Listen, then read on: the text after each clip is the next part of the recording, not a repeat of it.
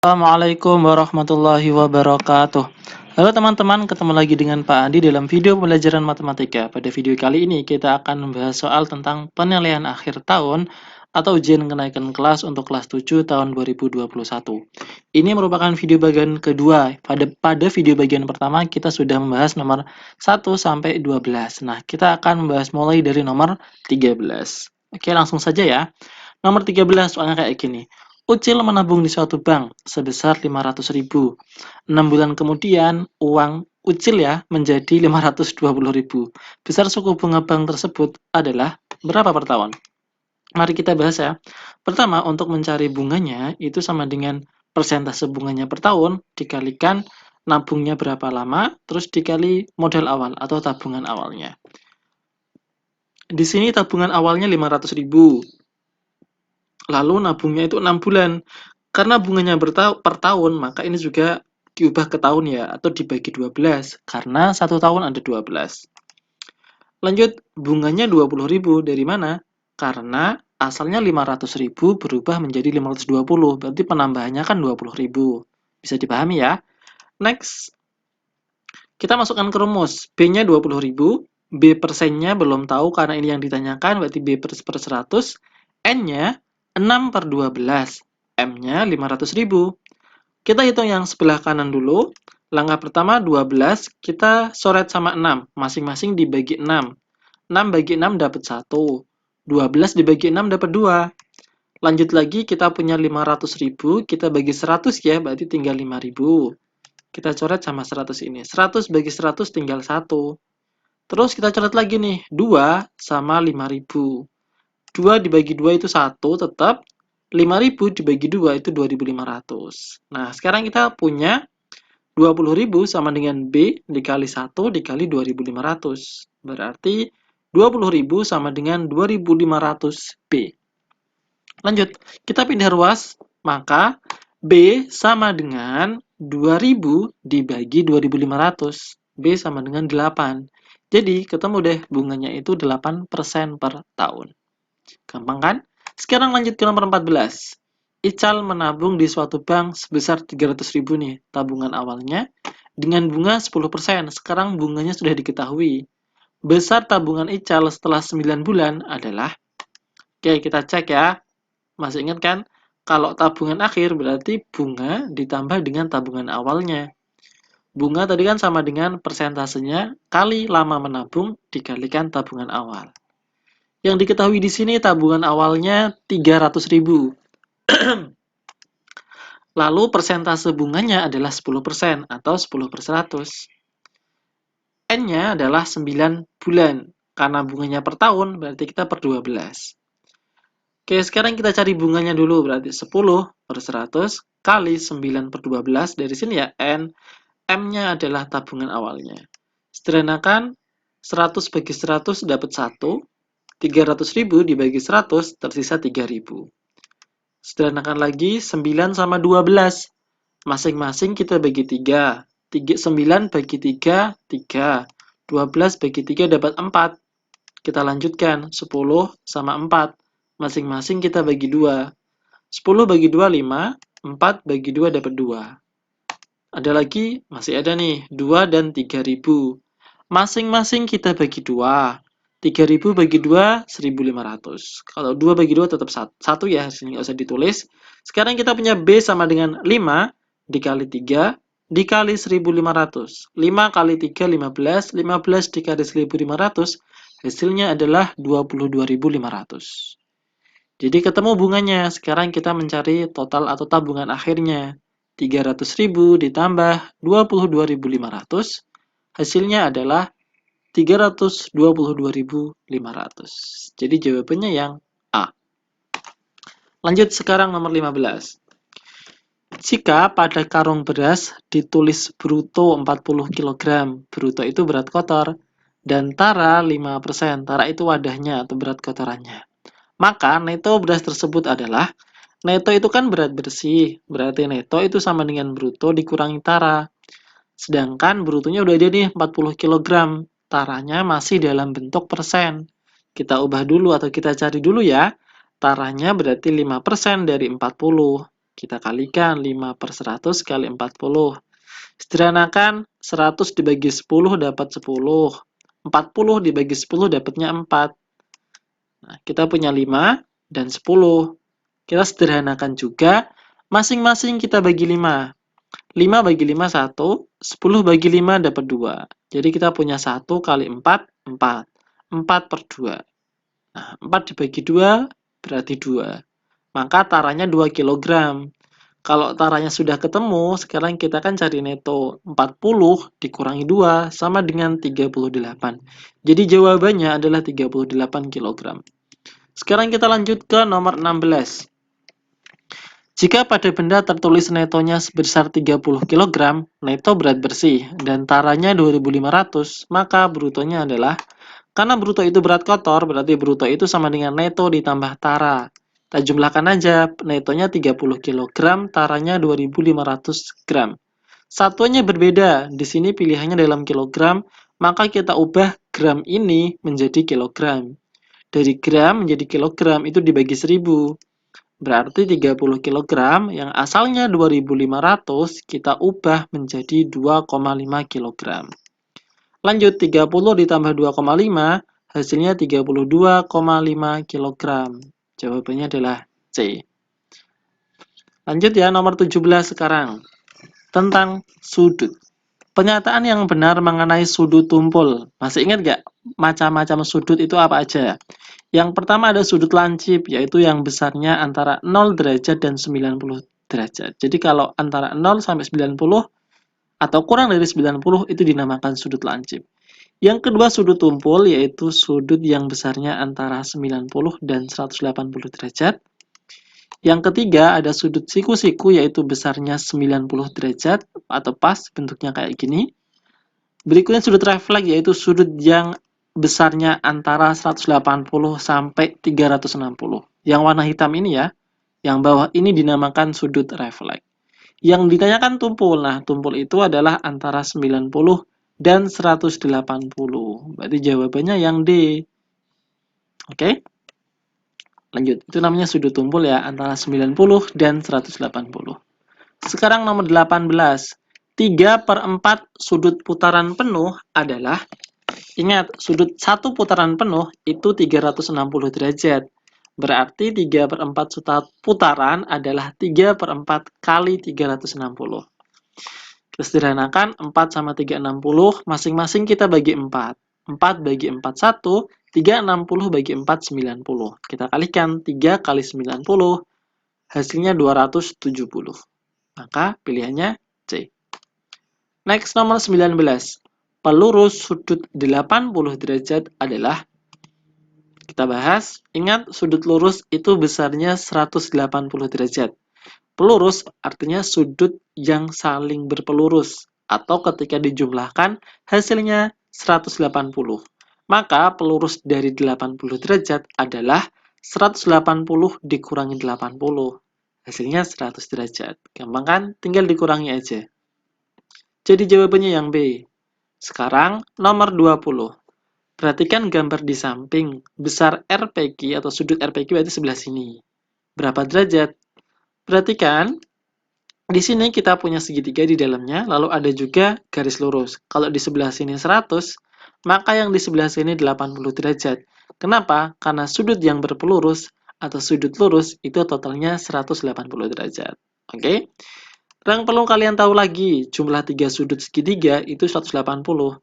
Jadi 80 tambah 60, 140. Berarti sini berapa? Nah, maka sudut RPQ sama dengan 180 dikurangi 140. Dari mana? 60 tambah 80. Kita hitung, hasilnya 40 derajat. Berarti yang di sebelah sini itu 40 derajat. Oke? 40 tambah 60, 100, 180. Tambah 80 merupakan 180. Jadi jawabannya adalah A. Sudut RPQ adalah 40 derajat. Lanjut ke nomor 21, hubungan garis sekarang. Perhatikan gambar di samping, pasangan sudut luar sepihak adalah, oke mari kita bahas ya. Ada dua garis sejajar lalu dipotong oleh garis, maka terdapat dua bagian. Yang ini dinamakan bagian luar, dan yang di sini dinamakan bagian dalam. kita akan fokus pada bagian luar karena yang ditanyakan luar sepihak. 2 dan 3 di sini, P2 dan Q3 itu dinamakan luar sepihak karena posisinya di luar dan di pihak yang sama, sama-sama di sebelah kanan. Mana lagi? Ada P1 dan Q4, itu juga luar sepihak karena sama-sama di luar dan di pihak yang sama. Ini luar, ini juga luar. Oke? Jadi, yang luar sepihak di sini adalah yang B, P2 dan Q3. Jadi yang ini luar, yang bagian sini, sini, sini, dan sini itu luar. Yang dalam itu bagian sini. Oke? Jadi jawabannya ini ya, P2 dan Q3. Lanjutkan ke nomor 22. Perhatikan gambar di samping. Besar sudut BAC adalah BAC, berarti yang ini nih, 2x plus 4 itu berapa? Kita bahas ya. Yang perlu kita ketahui bahwa jumlah 3 sudut dalam segitiga itu 180 derajat. Jadi sudut 1, sudut 2, sudut 3 kalau dijumlahkan 180 derajat.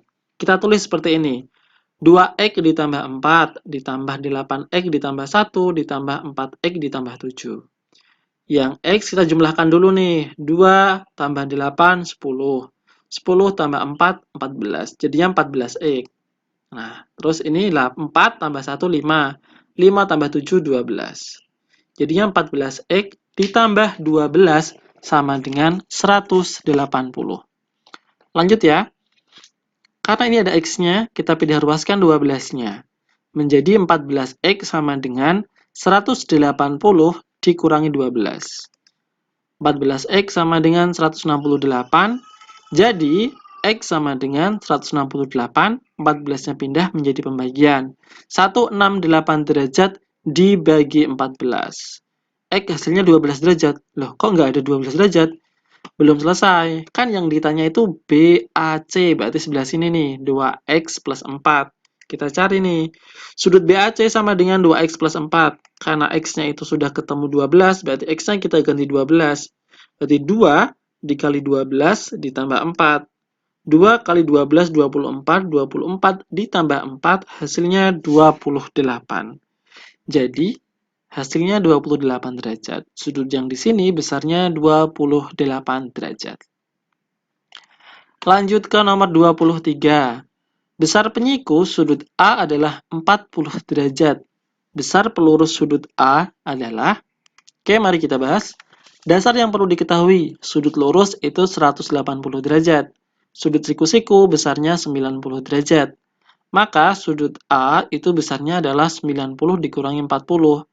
Yang 40 ini penyiku dari A, maka A itu sendiri adalah 90 dikurangi penyikunya. 90 dikurangi 40 hasilnya 50 derajat. Sekarang kita akan mencari pelurus dari sudut B.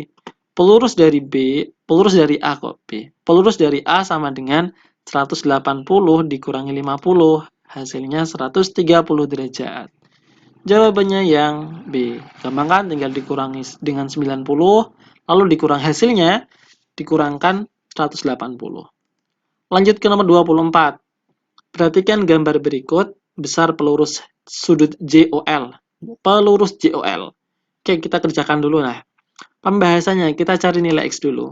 Sudut lurus kan 180 derajat, berarti JOL ditambah KOL itu 180. JOL itu kan 2X plus 10. KOL X plus 8. Kita jumlahkan. 2 ditambah 1. Jadi X ini artinya 1 ya. 2 ditambah 1 berarti 3.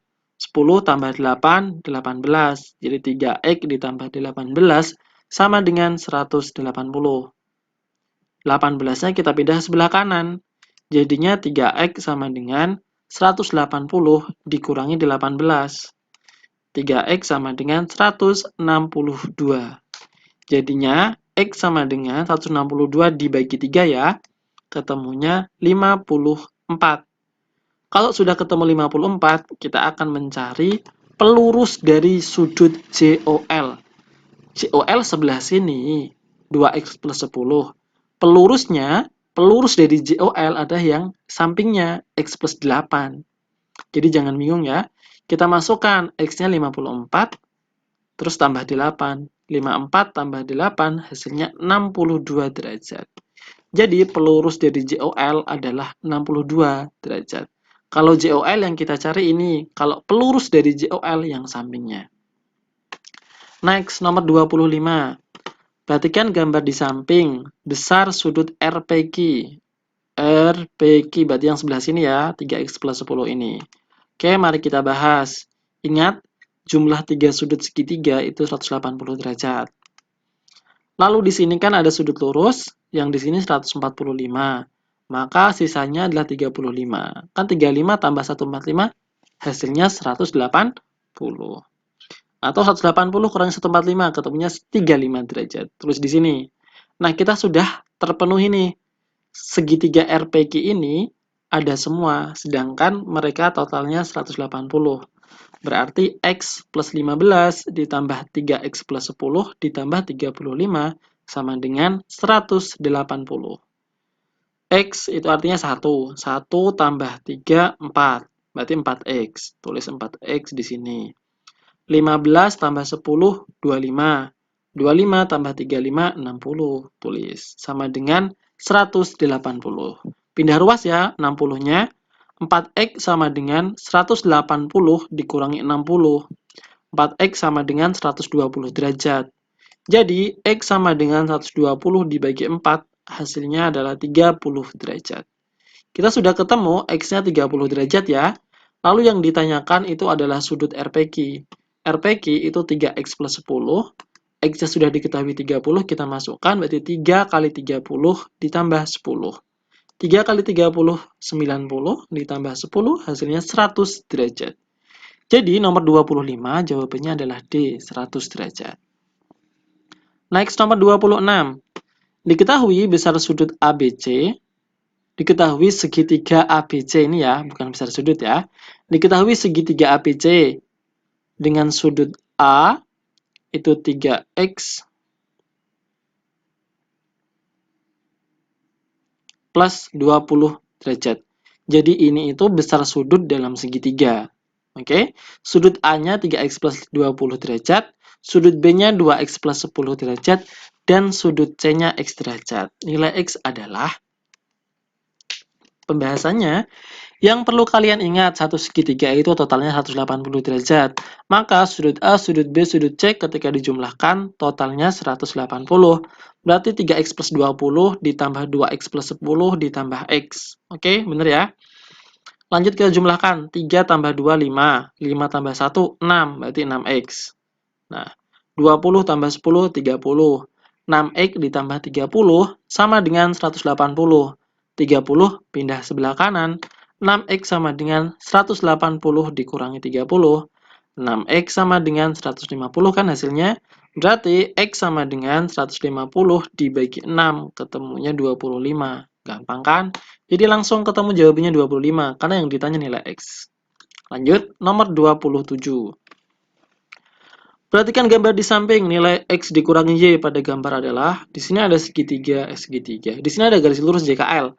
Lalu ada garis MK tegak lurus ya, karena di sini siku-siku. Berarti yang sebelah kiri 90, sebelah kanan juga 90. Oke, kita bahas sekarang. Sudut siku-siku 90, di sini bentuknya siku-siku. Maka, kita cari Y yang sebelah kiri dulu ya. 2Y ditambah 70 itu 90. Jadi 2Y sama dengan 70-nya pindah ruas, 90 kurangi 70. 2Y sama dengan 20 derajat, maka Y-nya adalah 20 dibagi 2, ketemunya 10 derajat. Sudah ketemu Y, sekarang kita cari yang X yang sebelah kanan. 2X tambah X sama dengan 90. 2 tambah 1, 3, berarti 3X sama dengan 90. X sama dengan 90 dibagi 3, ketemunya 30 derajat. Maka nilai X dikurangi Y sama dengan 30 dikurangi 10, yaitu 20 derajat. Jadi jawabannya yang A. Next, nomor 28. Suatu belah ketupat PQRS dengan panjang diagonal QS itu 20 dan luasnya 300 cm persegi. Maka panjang diagonal PS adalah, oke sekarang kita bahas nih, masih ingat gak? Rumus belah ketupat itu D1 kali D2 per 2. Oke, kita masukkan angka-angkanya, luasnya diketahui 300. Salah satu diagonalnya diketahui 20. Diagonal yang lain belum tahu. Kita hitung yang ada dulu ya. Sekarang kita sederhanakan 2 sama 20. Masing-masing kita bagi 2. 2 bagi 2, 1, 20 bagi 2, dapat 10. Sekarang kita punya 10 kali D2, berarti 300 sama dengan 10 kali D2. Kita beda ruas, perkalian menjadi pembagian. D2 sama dengan 300 dibagi 10. 300 bagi 10 berarti 30. Jadi diagonal 2-nya atau diagonal PS-nya adalah 30 cm. Lanjut sekarang, soal nomor 29. Sebidang tanah berbentuk trapesium, sama kaki, panjang sisi sejajarnya 21 dan 11, dan jarak sisi sejajarnya 12. Maka luas tanah tersebut adalah, mari kita bahas ya. Kita gambar tanahnya bentuknya trapesium sama kaki, artinya sebelah kanan dan kirinya sama. Lalu diketahui panjang sisi sejajar 21 dan 11. Sejajar itu yang atas dan bawah. Yang satunya 21 meter, yang atasnya 11 meter.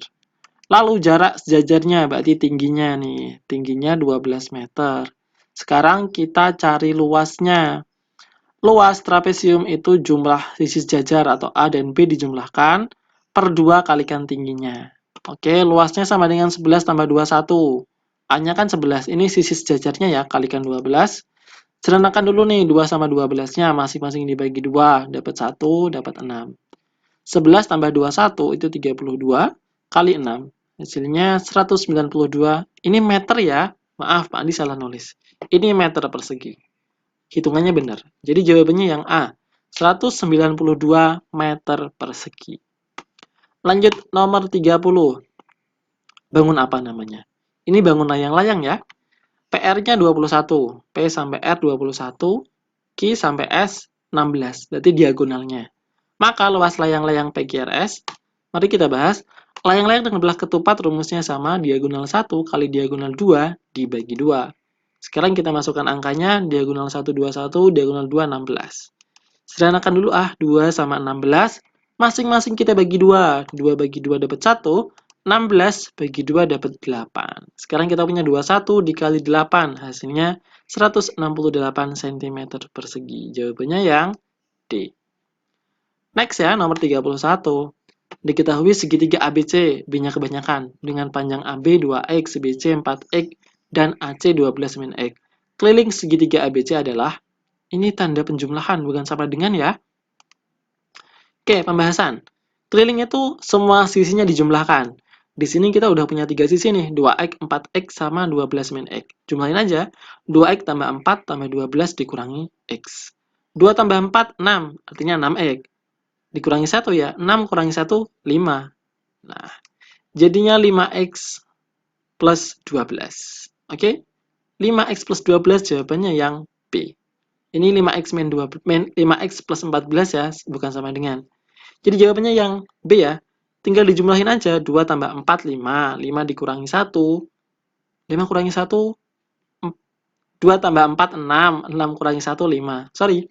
2 tambah 1, 2 tambah 4, 6. 6 dikurangi 1 itu 5. Kenapa nggak sama 12? Karena 12-nya tidak punya huruf X, jadi nggak bisa. Oke, jadi jawabannya yang B. Sekarang next, nomor 32. Yang termasuk jenis-jenis segitiga ditinjau dari sudutnya adalah, oke Pak Ade ingatkan lagi nih. Jenis segitiga berdasarkan sudutnya. Yang pertama segitiga siku-siku ketika dia punya sudut siku-siku. Segitiga lancip ketika semua sudutnya itu lancip. Yang terakhir itu segitiga tumpul ketika salah satu sudutnya berbentuk tumpul atau jenisnya tumpul. Jadi jawabannya adalah sama sisi sama kaki salah, sembarang siku-siku salah karena sembarangnya bukan. Lancip dan tumpul. Oke, jawabannya yang C. Gampang kan? Ingat siku-siku, lancip, dan tumpul. Next nomor 33. Perhatikan gambar di samping keliling segitiga JKL. JKL. Ingat, kalau segitiga itu berarti penjumlahan semua sisinya. JL sudah ada, LK sudah ada. Kita perlu mencari tahu KJ atau JK. Nah, kita bisa mencari JK menggunakan MK dikurangi MJ. Jadi gunanya ini garis bantu ini untuk membantu kita. MK dikurangi MJ. Langkah pertama, kita cari MK-nya dulu menggunakan teorema Pythagoras. Kita punya segitiga LMK, siku-siku di M ya. Berarti ini sisi terpanjang. Maka MK sama dengan, MK pangkat 2 sama dengan 17 pangkat 2 dikurangi 8 pangkat 2. Kita hitung 17 pangkat 2 289 dikurangi 64. 289 kurangi 64, 225. Berarti MK sama dengan akar dari 225. Ketemu 15 cm. MK-nya sudah ketemu ya, M sampai K sini itu ukurannya 15 cm. Sekarang kita tinggal mencari MJ-nya. Kita akan mencari MJ menggunakan segitiga LMJ. Siku-siku di M, berarti MJ sama dengan pengurangan. 10 pangkat 2 dikurangi 8 pangkat 2. 10 pangkat 2, 100. 8 pangkat 2, 64. 100 dikurangi 64, ketemunya 36. Jadi MJ-nya akar dari 36 yaitu 6. Nah, MJ di sini 6 cm. Maka sekarang kita bisa mencari JK. JK sama dengan 15 dikurangi 6, yaitu 9 cm. Nah, sekarang sudah lengkap sisi pada segitiga JKL. Tinggal kita hitung 10 tambah 9 tambah 17, ketemunya 36.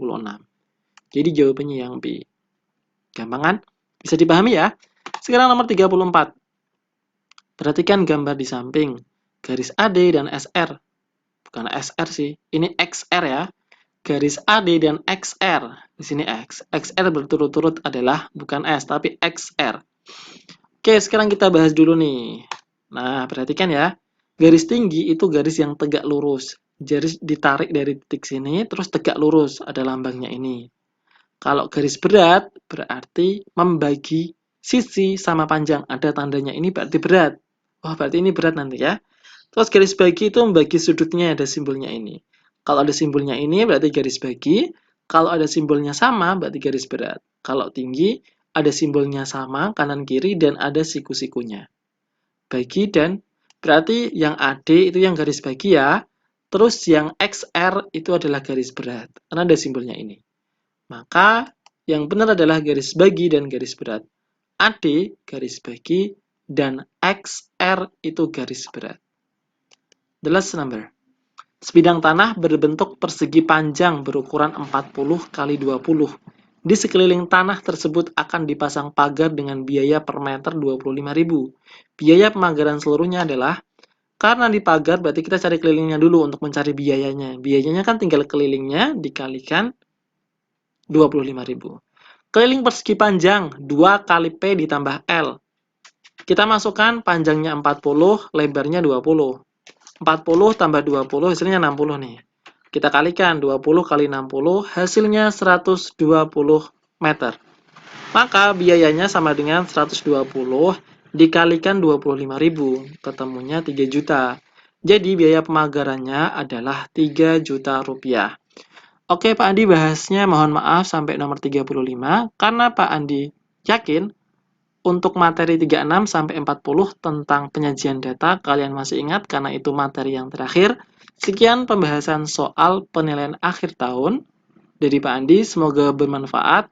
Selamat belajar. Wassalamualaikum warahmatullahi wabarakatuh.